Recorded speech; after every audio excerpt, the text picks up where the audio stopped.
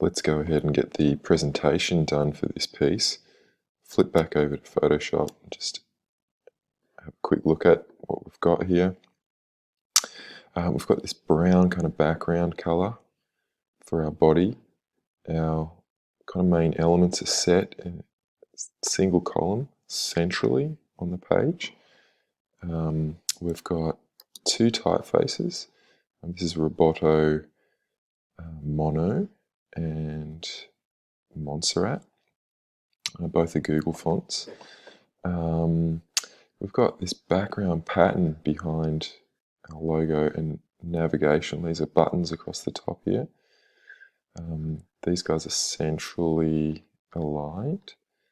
Then we've got some background colors for these modules, and importantly we've got some background images that we're going to include behind that text there, which will be a cool development, and then finishing off with some links and so forth in the footer. Alright, let's start writing some CSS. I'm going to start off by I think bringing in the font families that we need. Now I've already been over to Google and got that code that I need, and if you still need to work out how to do that, I've got some previous videos that show you how to load up your Google or Adobe fonts into your CSS. So I've imported those fonts there. You can see I've got Montserrat, Roboto, and a few different weights, like the bold and the black version of Montserrat, and italics and so on and so forth in there. I want to add a reset, so I'm going to add this star selector, which selects all HTML elements on the page, and just reset the margins and padding on all page elements.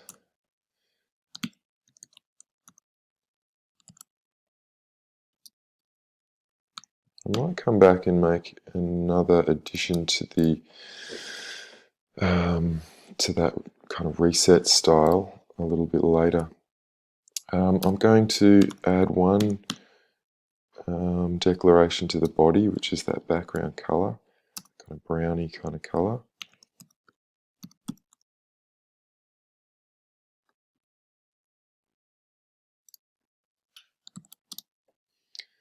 And it's a value of, let me see on my notes, 2C241F.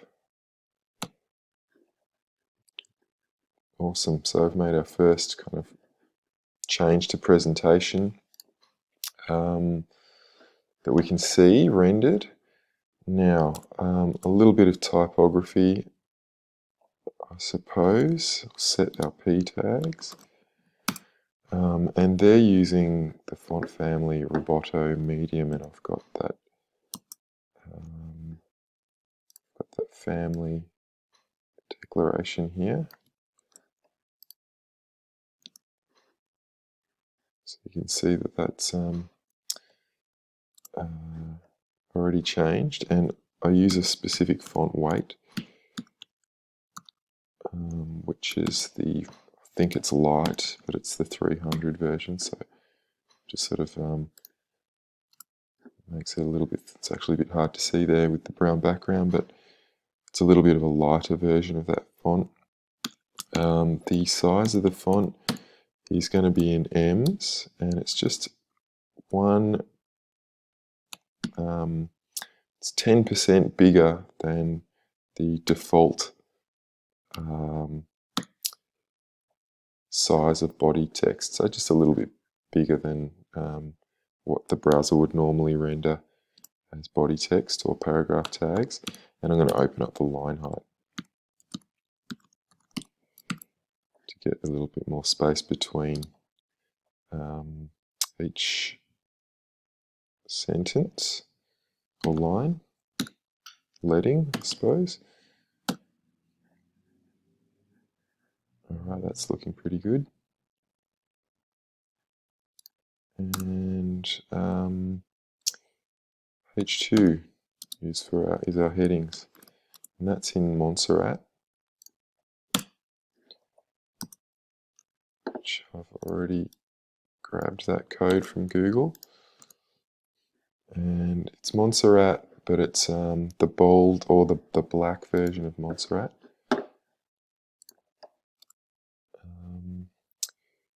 Which is a weight of 900, excuse me. Just a bit bolder.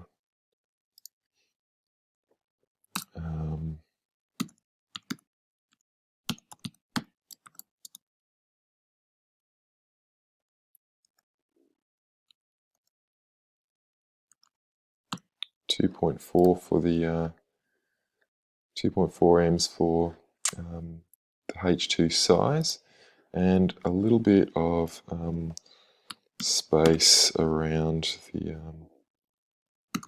heading itself, which I'm going to do in pixels, and it's going to be 40 pixels for the top and bottom, and 0 for the left and right, so it still stays left aligned.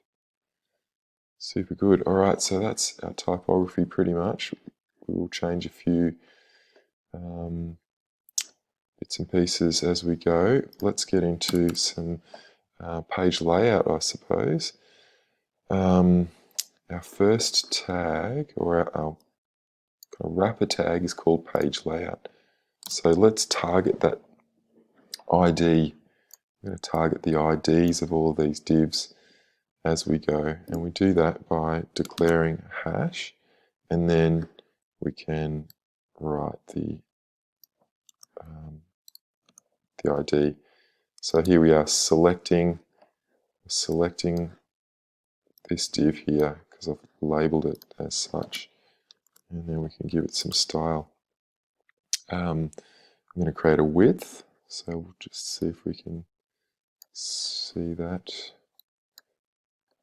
A max width, so it can be smaller than this if the browser is smaller, like if it's on your phone, but if it is on a wide screen, the max width is going to be 600 pixels. And you can see that it's trimmed that down to 600 pixels, which is good. And we'll center that content by setting the margin property to be 0 pixels at the top and bottom, but auto on the left and right. So that's going to, oops, you got to spell auto correctly. It's going to find this available space on the left and right, and use it equally left and right. So that centers our content, which is cool. Now, just you saw that I made a typo there. Usually we find that anything that doesn't work in our code is pretty much going to be a typo like that. So we've got to look carefully, read over our code carefully, pick up any mistakes like that.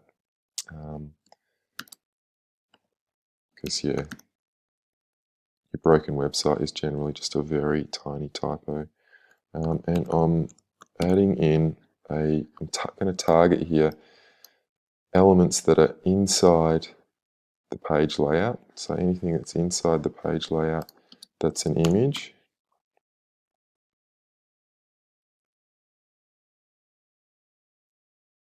Just trying to find G on the keyboard.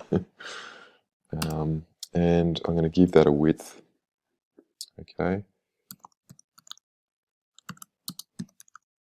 100%.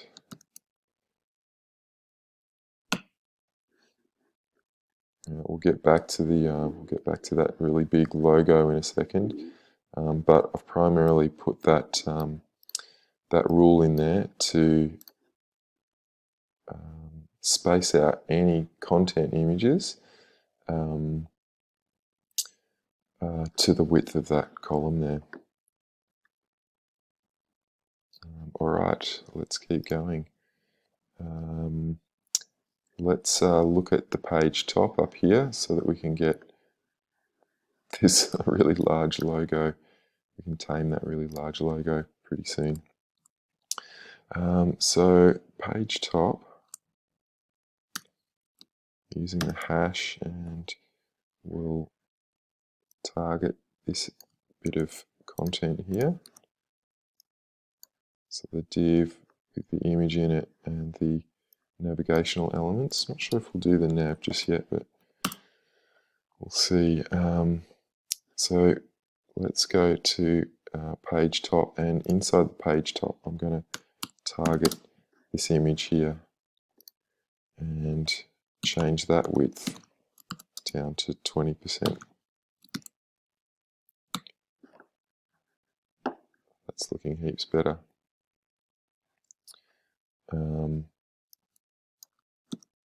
But generally in the page top we want some other styles too. One of those is going to be the text alignment.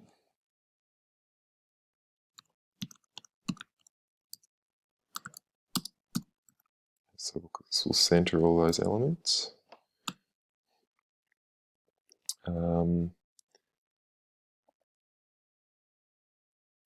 Yeah, and we might give it a background color just to differentiate it.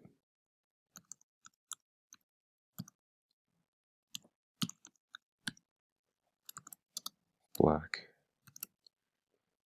So you'll remember that we've got a background image in there. Oops, another typo. But we'll come back to the background images and do all the background images in one go. It's a little bit tight up in here, so I might add a bit of padding, or what could be margin, to the logo to space it out a bit.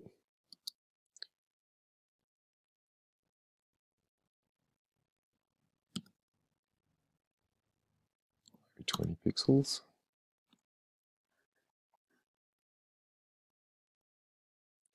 And I think I want to put some padding in the page top as well. Try that, see how that goes.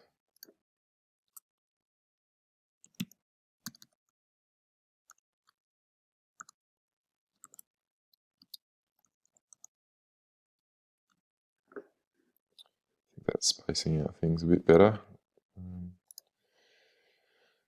All right. Inside the page top, we have this nav element, and that's going to allow us to style the navigation for our page. So let's target that.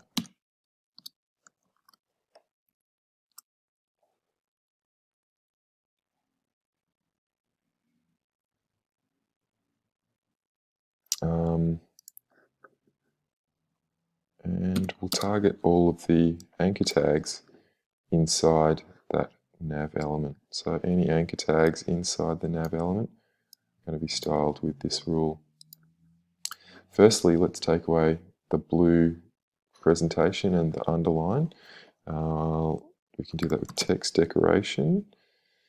Text decoration. Set that to none. And change the color to white.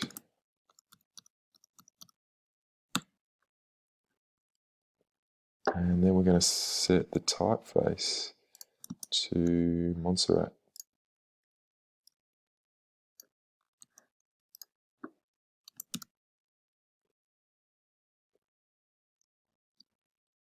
Awesome. Now, just to spread them a little bit further apart, let's add some padding to those anchor tags, but just on the left and right, so nothing at the top and bottom, and we'll try 6 pixels, 6 or 10 pixels. 6 will be fine. Excellent. So we can see that they're buttons. Let's add a hover tag, a hover state to the nav element anchor tags. So you remember we can add a pseudo class to an anchor tag to style the hover state. And all I'm going to do is just change the color. And I've got a kind of a blue color that's used elsewhere in the design.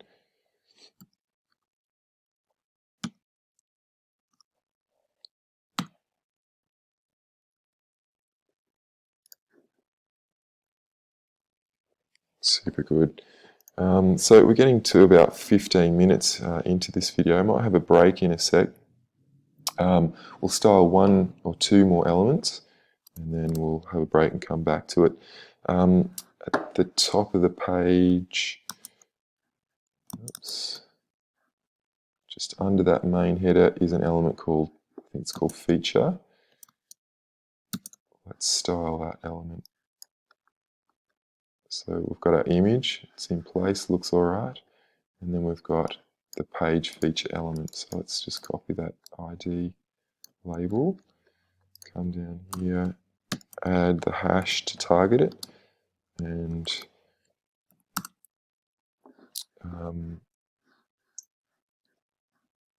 essentially going to give it a background color.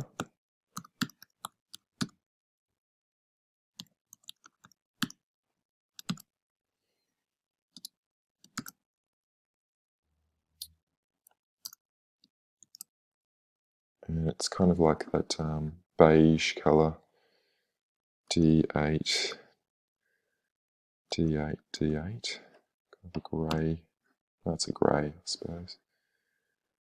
And we want to add some padding. And I think 30 would work. Yeah, cool. So a couple of things I can see here that I want to fix up, and one, there's a little line here, a little page break that I can see there, and that's to do with the alignment of images. Can fix that up using a rule, declaration of vertical align on that image. So if I find the style for that image, page layout image, and if I add vertical, vertical align, spell it right, and change it to bottom, should hopefully drop the image down there. Not 100% sure why that works, but it does. So it's something to try if you've ever got a little glitch like that. Okay, just one more module and then we'll take a break. We're going to style the module that is called Sounds module.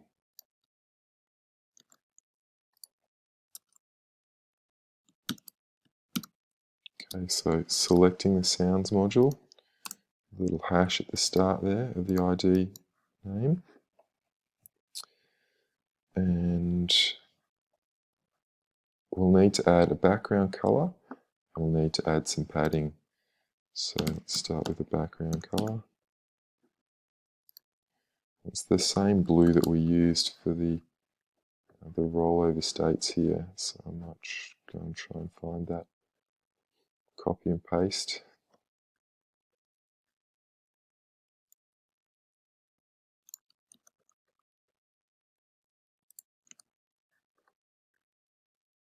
Awesome. And some padding.